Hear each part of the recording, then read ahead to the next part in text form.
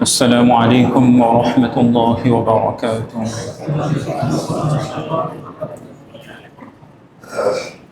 الحمد لله الحمد لله رب العالمين، والعاقبة للمتقين، والصلاة والسلام على سيد المرسلين وعلى آله وأصحابه أجمعين. أما بعد، فقد قال الله تعالى في القرآن الكريم: أعوذ بالله من الشيطان الرجيم، بسم الله الرحمن الرحيم. قل إن كنتم تحبون الله فاتبعوني يحببكم الله ويغفر لكم ذنوبكم، والله غفور رحيم. وقال الله تعالى في شان حبيبه: إن الله وملائكته يصلون على النبي يا أيها الذين آمنوا صلوا عليه وسلموا تسليما. اللهم صل على محمد وعلى آل محمد كما صليت على إبراهيم وعلى آل إبراهيم إنك حميد مجيد. اللهم بارك على محمد وعلى آل محمد كما باركت على إبراهيم وعلى آل إبراهيم إنك حميد مجيد. আলহামদুলিল্লাহ, শুরুতেই সে মহান আল্লাহ তাআলার কৃতজ্ঞতা জ্ঞাপন করছি, শুকরিয়া প্রকাশ করছি যে মহান আল্লাহ তাআলা আমাদেরকে আল্লাহ রব্বুল আলামিন পৃথিবীতে যত নবী রসুলদেরকে পাঠিয়েছেন এর মধ্য থেকে সর্বশ্রেষ্ঠ নবী এবং রসুলের উম্মত হিসাবে আল্লাহ তাআলা আমাদেরকে পাঠিয়েছেন। এই জন্য আমরা মহান আল্লাহ তাআলার কৃতজ্ঞতা জ্ঞাপন করি, আলহামদুলিল্লাহ। পরম শ্রদ্ধাভাজন মুরব্বীবৃন্দ এবং প্রিয় যুবক ভাইয়েরা, ইতিমধ্যেই রবিউল আউয়াল মাস শুরু হয়েছে। রবিউল আউয়াল মাস আসলেই আমাদের সবার চেয়ে প্রিয় ব্যক্তিত্ব মুহাম্মদুর রাসূলুল্লাহ সাল্লাল্লাহু আলাইহি ওয়াসাল্লামের কথা আমাদের মনে পড়ে যায়।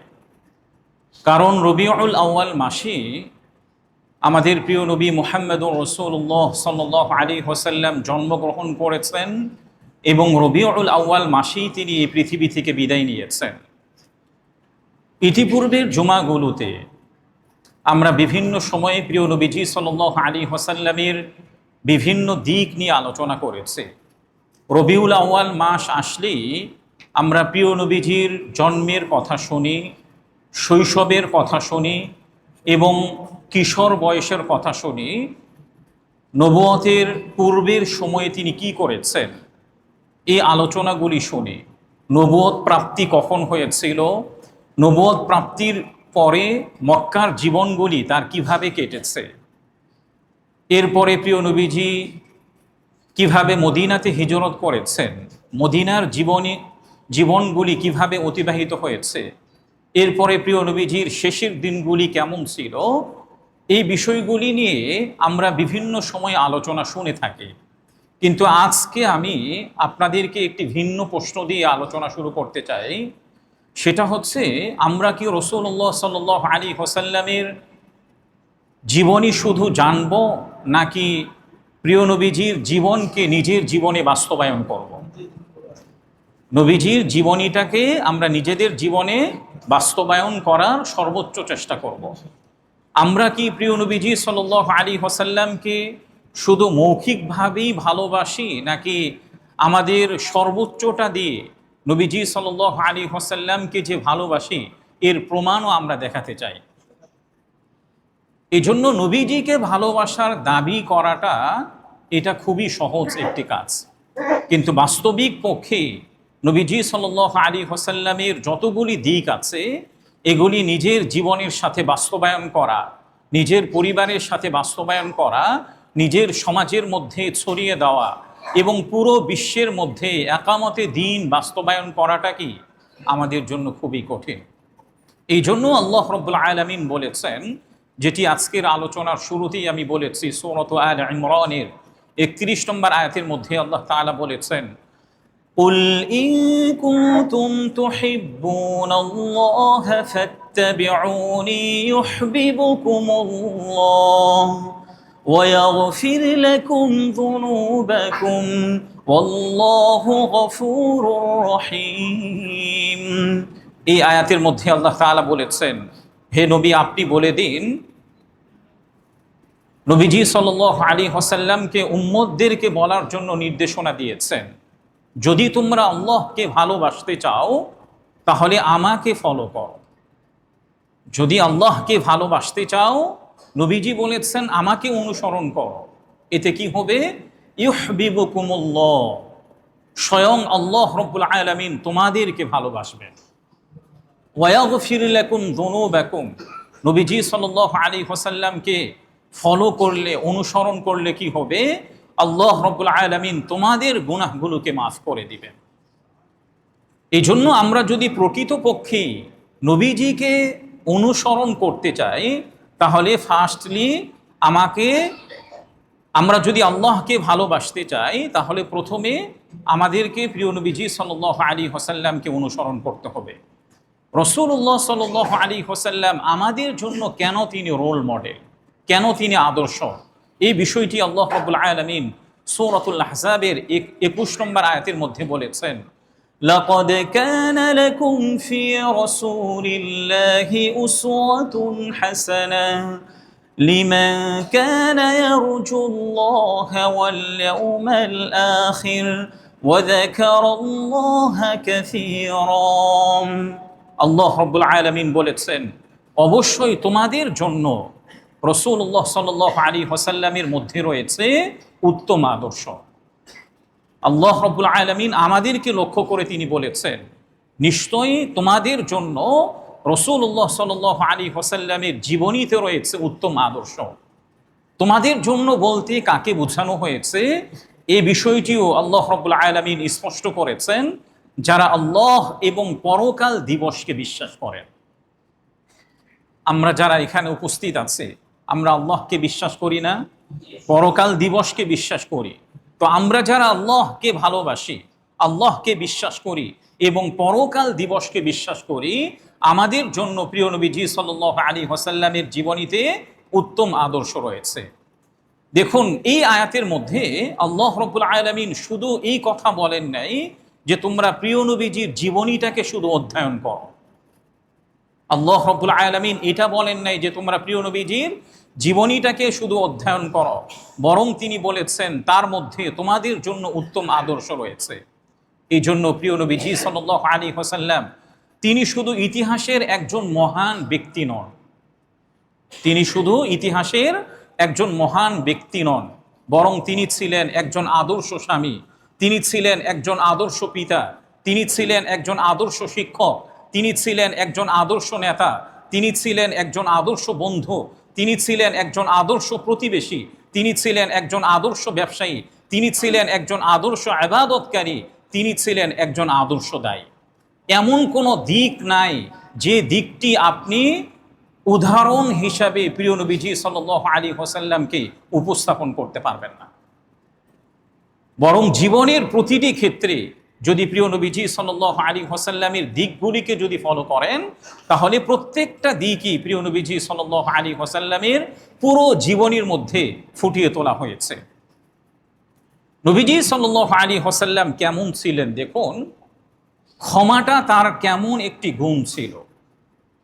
এই ব্যাপারে আল্লাহ রাব্বুল আলামিন সূরা আল ইমরানের 159 নম্বর আয়াতের মধ্যে বলেছেন, فبما رحمة من الله لنت لهم ولو كنت فظا غليظ القلب لانفضوا من حولك فاعف عنهم واستغفر لهم وشاورهم في الأمر فإذا عزمت فتوكل على الله ইন্নাল্লাহা ইউহিব্বুল মুতাওয়াক্কিলিন।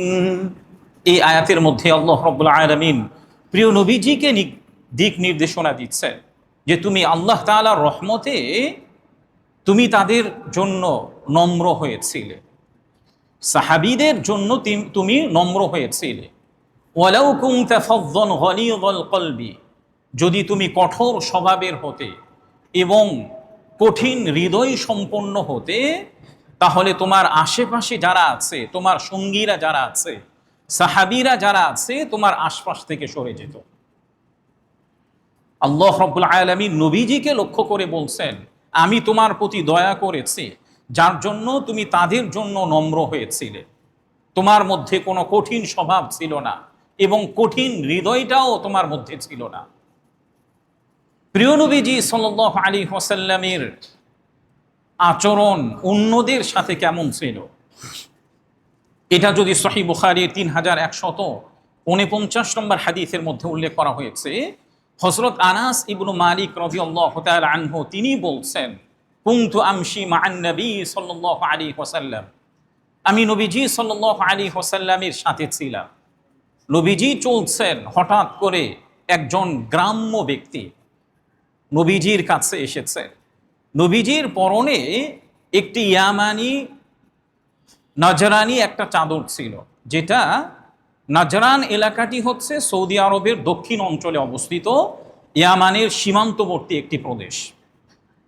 তো সাধারণত আমরা যে সকল পোশাক পরি, এক একটা পোশাক এক একটা অঞ্চল থেকে আসে।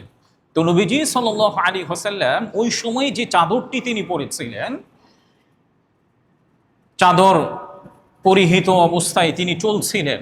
হঠাৎ করে একজন গ্রাম্য ব্যক্তি এসে প্রিয় নবীজি সাল্লাল্লাহু আলাইহি ওয়াসাল্লামের চাদরটি জোরে টান দিলেন। নবীজির চাদরটি কি করেছেন? জোরে টান দিয়েছেন। হযরত আনাস ইবনু মালিক রাদিয়াল্লাহু তাআলা আনহু তিনি বলছেন, জোরে টান দেওয়ার কারণে প্রিয় নবীজির শরীরে তো আর অন্য কোনো কাপড় ছিল না। আমরা যেমন ধরেন ভিতরে একটা গেঞ্জি পরি, এরপরে আরেকটা কাপড় পরি, কিন্তু প্রিয় নবীজি সাল্লাল্লাহু আলাইহি ওয়াসাল্লাম একটা কাপড়ই তিনি পরেছিলেন। তো জোরে টান দেওয়ার কারণে প্রিয় নবীজি সাল্লাল্লাহু আলাইহি ওয়াসাল্লামের শরীরটা ছিল তো একেবারে অন্যদের থেকে বেশি সফট। তো জোরে টান দেওয়ার কারণে কাঁধের মধ্যে চাদরের একটা দাগ পড়ে গিয়েছিল।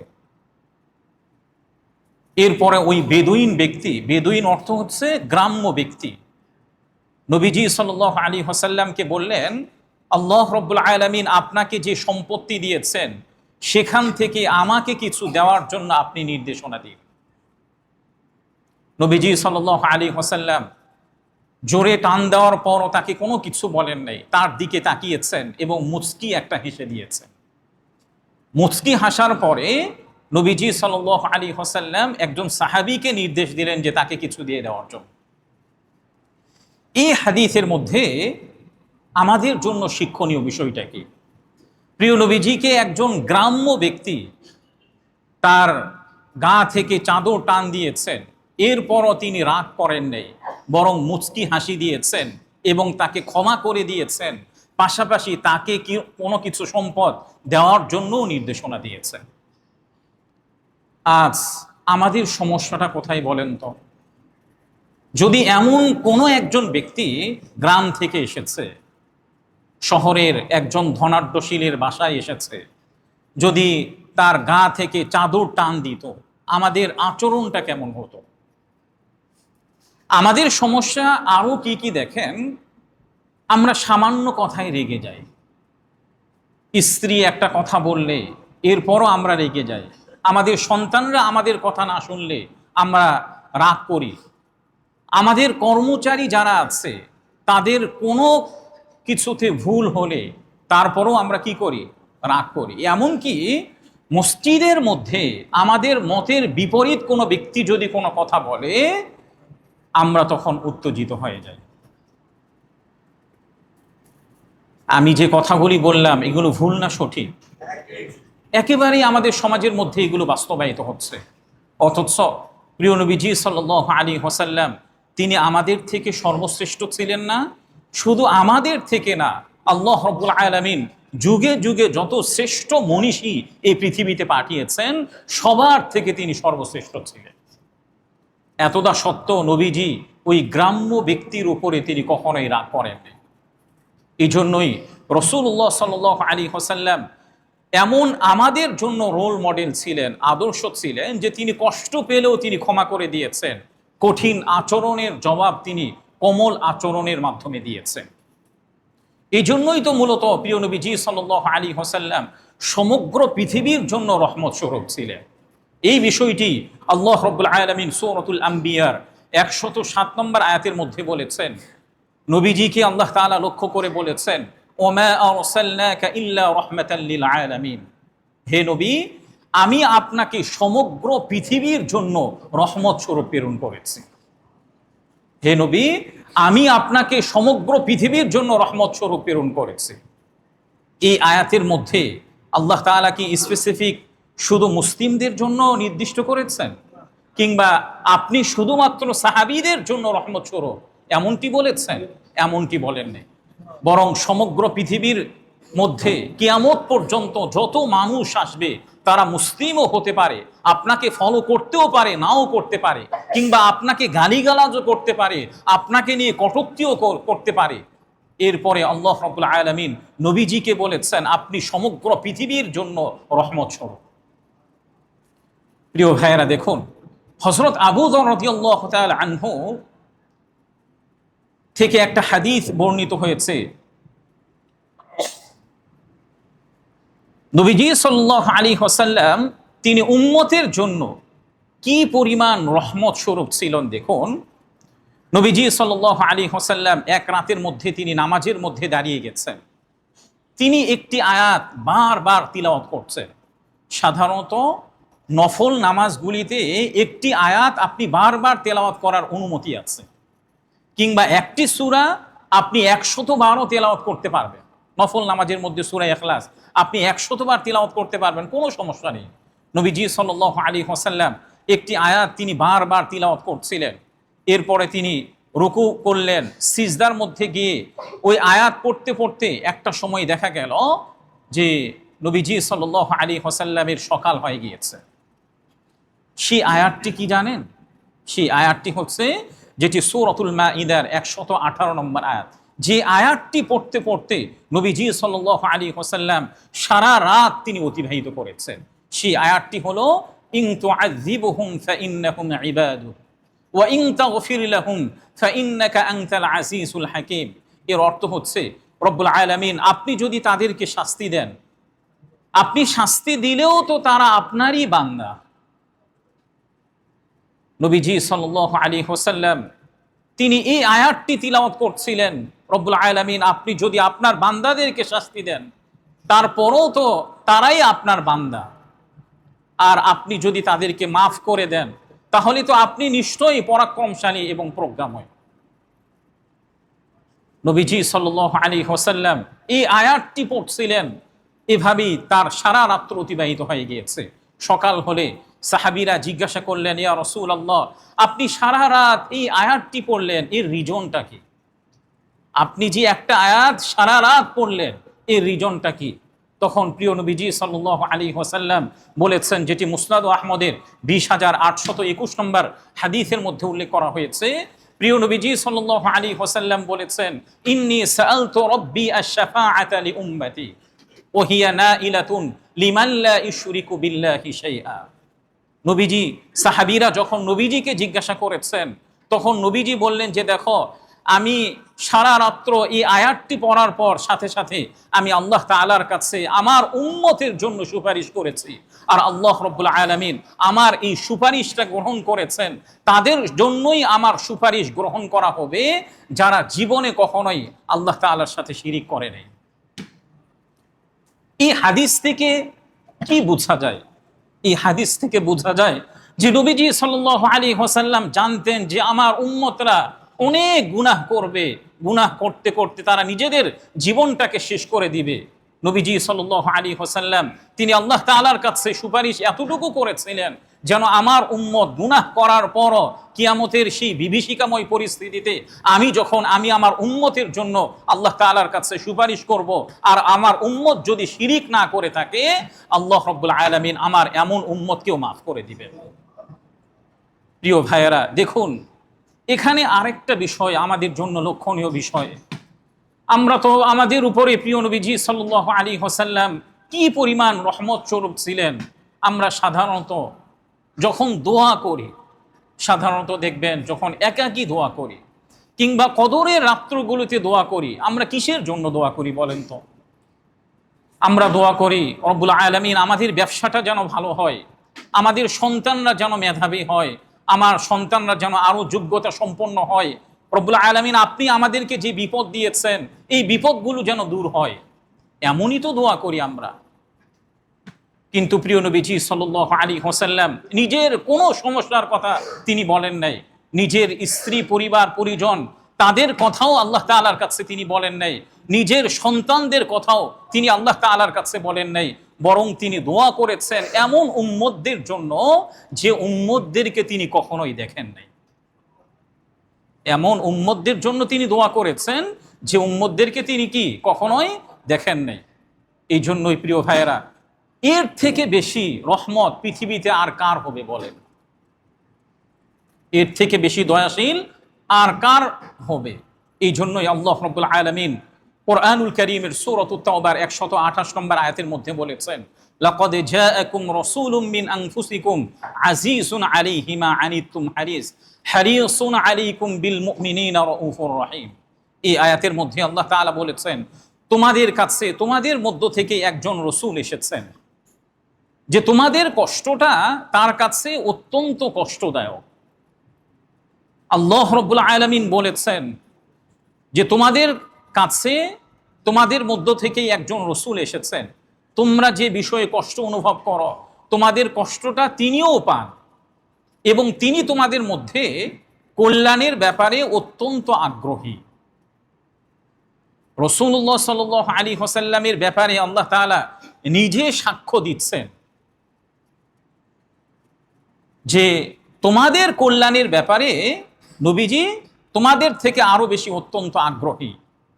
এই পৃথিবীতে একটা জিনিস আমাদের সবাইকে মনে রাখতে হবে, এই পৃথিবীর মধ্যে আমাদেরকে সবচেয়ে বেশি ভালোবাসেন হচ্ছেন আল্লাহ রাব্বুল আলামিন। এই পৃথিবীতে আমাদেরকে সবচেয়ে বেশি ভালোবাসেন আল্লাহ রাব্বুল আলামিন। এরপরে আমৃত্যু পর্যন্ত আমাদেরকে যিনি সবচেয়ে বেশি ভালোবেসে গিয়েছিলেন তিনি হচ্ছেন আমাদের প্রিয়তম নবী মুহাম্মদুর রাসূলুল্লাহ সাল্লাল্লাহু আলাইহি ওয়াসাল্লাম। ইবাদতের মধ্যে প্রিয় নবীজি সাল্লাল্লাহু আলাইহি ওয়াসাল্লাম কেমন ছিলেন দেখুন, সহিহ বুখারী 4837 নম্বর হাদিসের মধ্যে উল্লেখ করা হয়েছে, عن عائشة رضي الله تعالى عنها أن نبي الله صلى الله عليه وسلم كان يقوم من الليل حتى تتفطر قدماه فقالت عائشة لما تصنع هذا يا رسول الله وقد غفر الله لك ما تقدم من ذنبك وما تأخر قال أفلا أحب أن أكون عبدا শাকুরা। হযরত আয়েশা রাদিয়াল্লাহু তাআলা আনহা থেকে বর্ণিত, আল্লাহ রাব্বুল আলামিনের নবী অর্থাৎ রাসূলুল্লাহ সাল্লাল্লাহু আলাইহি ওয়াসাল্লাম রাত্রে এত অধিক পরিমাণে সালাত আদায় করতেন, সালাত আদায় করতে করতে তার পা মুবারক ফুলে যেত।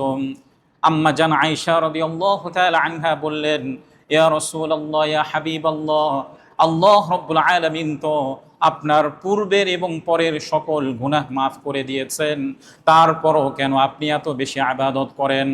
তখন প্রিয় নবীজি সাল্লাল্লাহু আলাইহি ওয়াসাল্লাম বললেন, হে আয়েশা, আমি কি আল্লাহ রাব্বুল আলামিনের কৃতজ্ঞশীল বান্দা হব না? আম্মাজান আয়েশা যখন জিজ্ঞাসা করলেন, ইয়া রাসূলুল্লাহ, আপনি এত ইবাদত কেন করছেন যে আপনি ইবাদত করতে করতে আপনার পা মুবারক পর্যন্ত ফুলিয়ে যাচ্ছে, অথচ আপনার পূর্বের এবং পরের সকল গুনাহ আল্লাহ রাব্বুল আলামিন মাফ করে দিয়েছেন? নবীজি সাল্লাল্লাহু আলাইহি ওয়াসাল্লাম আম্মাজান আয়েশাকে বললেন, আয়েশা, আল্লাহ তাআলা আমাকে এত পরিমাণে নিয়ামত দিয়েছেন, আমি কি আল্লাহ তাআলার কৃতজ্ঞশীল বান্দা হব না? আমাদের মধ্যে কতজন আমরা আছি যে ইবাদত করতে করতে পা মুবারক ফুলে গিয়েছে? আমাদের ইবাদতটা তো শুধু দেখা যাচ্ছে বিপদে পড়লে, মুসিবতে পড়লে, পরিবারের লোকজন আমাদের কথা না শুনলে তখনই আমরা একটু অতিরিক্ত ইবাদত করার চেষ্টা করি, অথচ রাসূলুল্লাহ সাল্লাল্লাহু আলাইহি ওয়াসাল্লামের পূর্বের পরের সকল গুনাহ তো তিনি করেনই নাই। আল্লাহ তাআলা এই আয়াতটি তার মর্যাদার জন্য বলেছেন। এরপরও প্রিয় নবীজি সাল্লাল্লাহু আলাইহি ওয়াসাল্লাম আল্লাহ তাআলার কৃতজ্ঞশীল বান্দা আরো বেশি প্রমাণ করার জন্য তিনি বেশি বেশি ইবাদত করতেন। আরেকটি এক্সাম্পল যদি আমি আপনাদেরকে দেই, নবীজি সাল্লাল্লাহু আলাইহি ওয়াসাল্লাম ইবাদতের মধ্যে তিনি কেমন ছিলেন। একবার উবাইদ ইবনে উমাইর রাহিমাহুল্লাহ তিনি আম্মাজান আয়েশাকে জিজ্ঞাসা করলেন যে রাসূলুল্লাহ সাল্লাল্লাহু আলাইহি ওয়াসাল্লামের জীবনে আপনি সবচেয়ে আশ্চর্যজনক জিনিস কি দেখেছেন? রাসূলুল্লাহ সাল্লাল্লাহু আলাইহি ওয়াসাল্লামের জীবনে আপনি সবচেয়ে আশ্চর্যজনক বিষয় কি দেখেছেন? তখন আম্মাজান আয়েশা রাদিয়াল্লাহু তাআলা আনহা একটু নীরব থাকলেন। এরপরে বললেন যে এক রাতে প্রিয় নবীজি সাল্লাল্লাহু আলাইহি ওয়াসাল্লাম আমার কাছে ছিলেন। কিছুক্ষণ পর নবীজি তাকে বললেন, হে আয়েশা, আমাকে তুমি ছেড়ে দাও, আমি আজ রাতে আমি আমার রবের ইবাদত করব। আম্মাজান আয়েশা রাদিয়াল্লাহু তাআলা আনহা তাকে অনুমতি দিলেন। রাসূলুল্লাহ সাল্লাল্লাহু আলাইহি ওয়াসাল্লাম প্রথমে ওযু করলেন, এরপরে নামাজের মধ্যে দাঁড়িয়ে গেলেন। নামাজে তিনি এত বেশি পরিমাণে কাঁদতে লাগলেন, প্রিয় নবীজি সাল্লাল্লাহু আলাইহি ওয়াসাল্লাম নামাজের মধ্যে এত বেশি পরিমাণে কাঁদতে লাগলেন, এক পর্যায়ে দেখা গেল কাঁদতে কাঁদতে তার দাড়ি মোবারক পর্যন্ত ভিজে গিয়েছিল। এরপরে যখন তার কান্নাটা আরো বেশি হয়ে যায় যে তার চোখের পানি বুক ভিজে গিয়েছিল, এরপরে তার কান্নাটা আরো এত বেশি হয়ে গিয়েছিল যে নিচে যে মাটি ছিল এই মাটি পর্যন্ত তার চোখের পানি দিয়ে ভিজে গিয়েছিল। একটা পর্যায়ে ফজরের আজান দেওয়ার জন্য, নবীজি তো সারা রাত্র ইবাদত করছেন, ফজরের আজান দেওয়ার জন্য হযরত বেলাল রাদিয়াল্লাহু তাআলা আনহু এসেছেন। আসার পরে হযরত বেলাল রাদিয়াল্লাহু তাআলা আনহু নবীজিকে এই অবস্থায় দেখে তিনি জিজ্ঞাসা করলেন, ইয়া রাসূলুল্লাহ, ইয়া হাবিবাল্লাহ, আপনি এত কেন কাঁদছেন? অথচ আল্লাহ রাব্বুল আলামিন আপনার পূর্বের এবং পরের সকল গুনাহ মাফ করে দিয়েছেন, এবং কাঁদতে কাঁদতে তো আপনার দাড়ি মোবারক ভিজে গিয়েছে, বুক ভিজে গিয়েছে, মাটি পর্যন্ত ভিজে গিয়েছে। তখন রাসূলুল্লাহ সাল্লাল্লাহু আলাইহি ওয়াসাল্লাম এই কথাটি বললেন যে দেখো, আল্লাহ রাব্বুল আলামিন আমাকে এত পরিমাণে নিয়ামত দিয়েছেন, মূলত আমি আমার রবের কৃতজ্ঞশীল বান্দা হওয়ার জন্যই এত পরিমাণে ইবাদত করছি।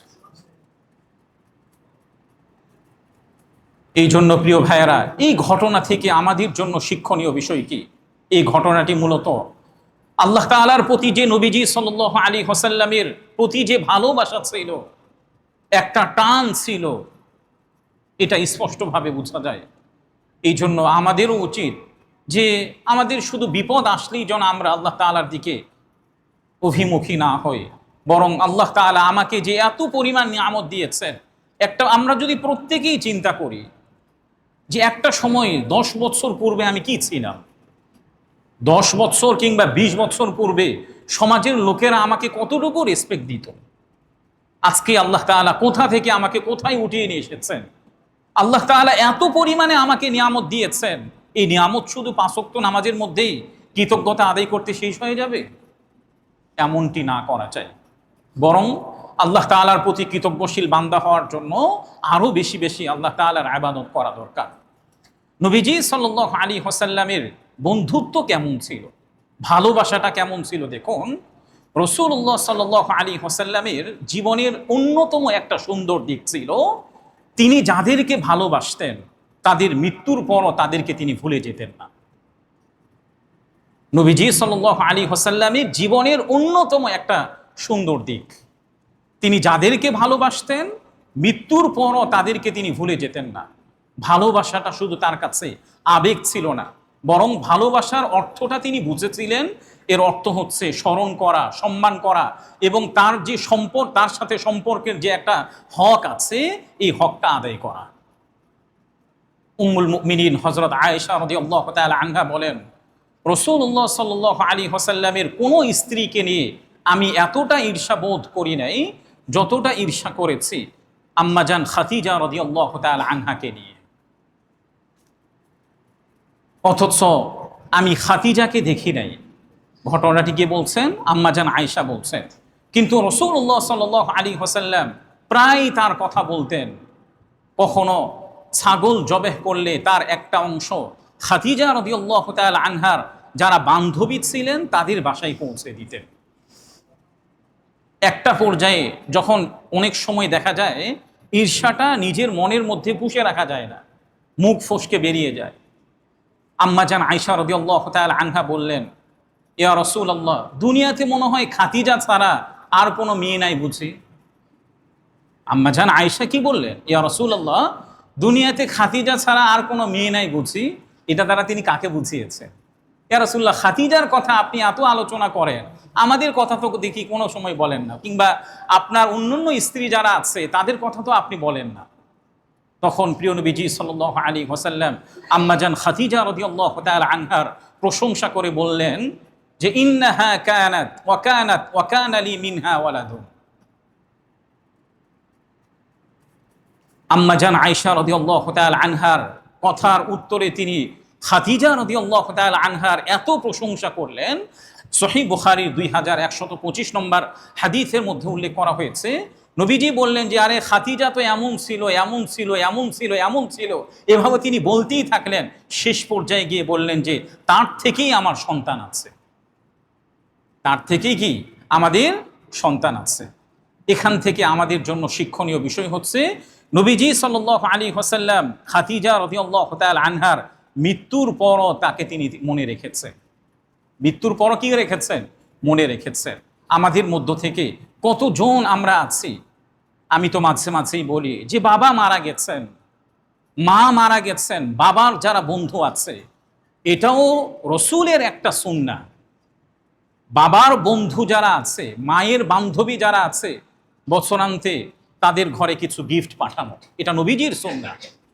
অথচ আমরা সন্তানরা ভুলে গেছি, বাবা মারা গেছে, মা মারা গেছে, তাদের বন্ধুদের কোনো ধরনের কোনো খোঁজ খবর নিতে চায় না। প্রিয় ভাইয়েরা, এখান থেকে আমরা শিক্ষা নিতে পারি। নবীজি সাল্লাল্লাহু আলাইহি ওয়াসাল্লামের জীবনের অন্যতম আরেকটি সুন্দর দিক হচ্ছে, নবীজি সাল্লাল্লাহু আলাইহি ওয়াসাল্লাম শুধু সুস্থ মানুষদের সঙ্গেই সুন্দর আচরণ করতেন না। কেউ অসুস্থ হলে সে মুসলিম হোক কিংবা অমুসলিম হোক, তার প্রতি তিনি মমতা দেখাতেন এবং সহানুভূতি দেখাতেন। এরপরে রোগীর পাশে দাঁড়াতেন, তার খোঁজ খবর নিতেন। এ ব্যাপারে সহিহ বুখারীর 1356 নম্বর হাদিসের মধ্যে উল্লেখ করা হয়েছে। হযরত আনাস ইবনু মালিক রাদিয়াল্লাহু তাআলা আনহু বলেন যে, নবীজির একজন ইহুদি গোলাম খাদেম হিসাবে ছিল। কানা গুলামুন ইহুদিয়ুন ইয়াখদুমুন নবী সাল্লাল্লাহু আলাইহি ওয়াসাল্লাম। নবীজির একজন ইহুদি গোলাম নবীজির সেবা করতেন মাঝে মাঝে। হঠাৎ করে ওই কিশোর অসুস্থ হয়েছেন। নবীজি সাল্লাল্লাহু আলাইহি ওয়াসাল্লাম ওই কিশোরকে দেখতে গেলেন। দেখতে যাওয়ার পরে তার মাথার কাছে বসেছেন। মাথার কাছে বসার পরে তিনি তাকে বললেন, আসলিম, তুমি ইসলাম গ্রহণ করো। অনেক কথা বলেছেন। এরপরে তিনি তাকে বললেন যে, তুমি ইসলাম গ্রহণ করো। ওই কিশোর, তার পাশে বাবা ছিল, বাবার দিকে তাকালেন। তখন তার বাবা তাকে বললেন, আতি আবুল কাসিম। নবীজির আরেকটি নাম হচ্ছে আবুল কাসিম। নবীজির আরেকটি নাম কি? আবুল কাসিম। বাবা ওই ইহুদি সন্তানকে বললেন যে তুমি নবীজির কথাটাকে অনুসরণ করো।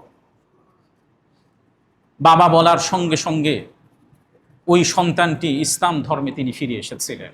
নবীজি সাল্লাল্লাহু আলাইহি ওয়াসাল্লাম তাকে সান্ত্বনা দিলেন, পাশাপাশি যখন তার থেকে বের হলেন আল্লাহ তাআলার কাছে তিনি বললেন আলহামদুলিল্লাহিল্লাযী আনকাযাহু মিনান নার। সমস্ত প্রশংসা আল্লাহ তাআলার জন্য, যে আল্লাহ তাআলা তাকে জাহান্নাম থেকে রক্ষা করেছেন। সমস্ত প্রশংসা ওই আল্লাহ তাআলার জন্য, যে আল্লাহ তাআলা তাকে কি করেছেন, জাহান্নাম থেকে রক্ষা করেছেন। দেখুন, আমরা দয়া বলতে কি বুঝি, কারো প্রতি করুণা বলতে কি বুঝি?